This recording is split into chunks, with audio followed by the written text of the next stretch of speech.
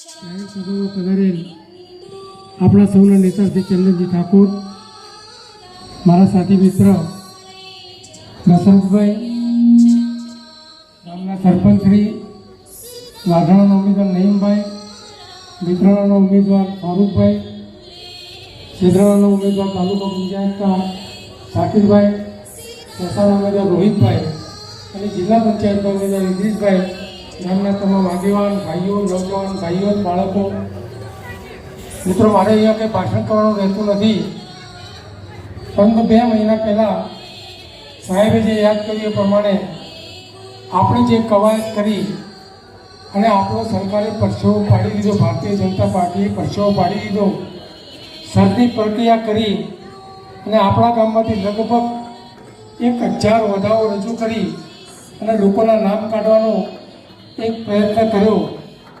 એટલે આ લોકો પાછળ જઈ વોટ માગીને ચૂંટણી જીતવી નથી, પણ કોઈ પણ ભોગે તમારો વોટ રહી જાય, તમારો વોટ કમી થઈ જાય એના સતત પ્રયત્નો કર્યા. પરંતુ અલ્લાહ તાલાના સહકારે આપણે બધા એમાં વિજય મેળવી શક્યા અને આપણા ગામમાંથી નામ શેષ આપણે જે ચાહ્યા એવા ગણતરીના વોટો ખાલી રિજેક્ટ થયા, બાકી તમામ વોટો પાછા આવ્યા. એ ખરેખર આપણું નસીબ હતું.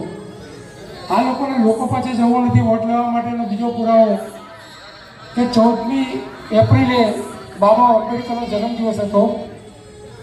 પ્રમુખ શ્રી જગદીશ વિશ્વકર્મા, ભારતીય જનતા પાર્ટીના પ્રમુખ, રાજકોટની અંદર એમના કાર્યકરોને નિષ્ઠાના સોગંદ લેવડાવે છે કે અમે સંવિધાન ઉપર નિષ્ઠા કરીશું, સંવિધાન ઉપર વિશ્વાસ કરીશું. 14મી એપ્રિલે અને 15મી એપ્રિલે જ્યારે ફોર્મ પાછા ખેંચવાનો દિવસ છે ત્યારે એ અમારા કોંગ્રેસના ઉમેદવારો જે વોટિંગમાં ઊભા હતા એમને ઘરેથી પકડી અને ફોર્મો પાછો ખેંચાઈ અને 700 સીટો બિનહરીફ કરી છે.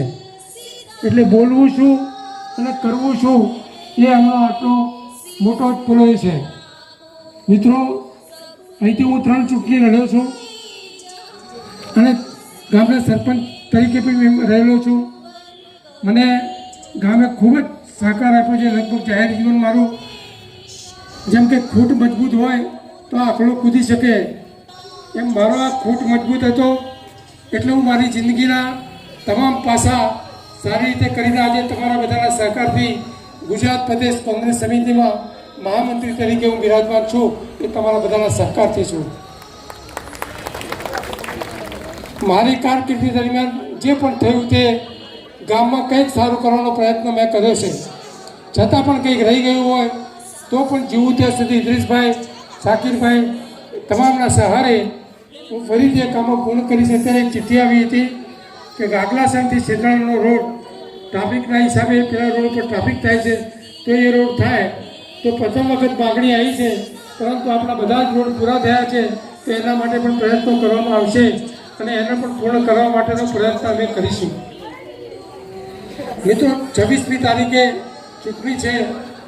આપણા ગામના બંને નવજવાન ઉમેદવારો છે. દરેક કોઈ પણ વાદ વિવાદમાં ઉતર્યા વગર,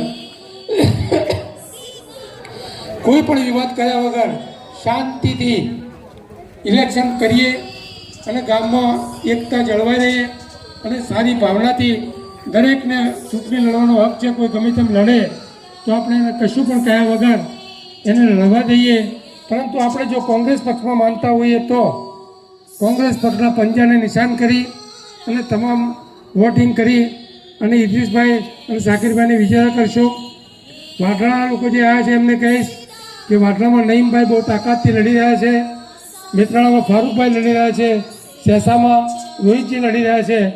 તો તમામ જે તમારા ગામમાંથી પણ વધુમાં વધુ વોટિંગ કરાવી અને આપણી જિલ્લાની 4 સીટો આપણે જીતી જઈએ તો કદાચ સિદ્ધપુર તાલુકાની અંદર કાકોશી અને વાઢરા આ 2 સીટ એવી છે કે બંને 4 જીતી જવાના છે. નીચેની 4 જીતી જવાના છે અને જિલ્લા પંચાયત પણ જીતી જવાના છે.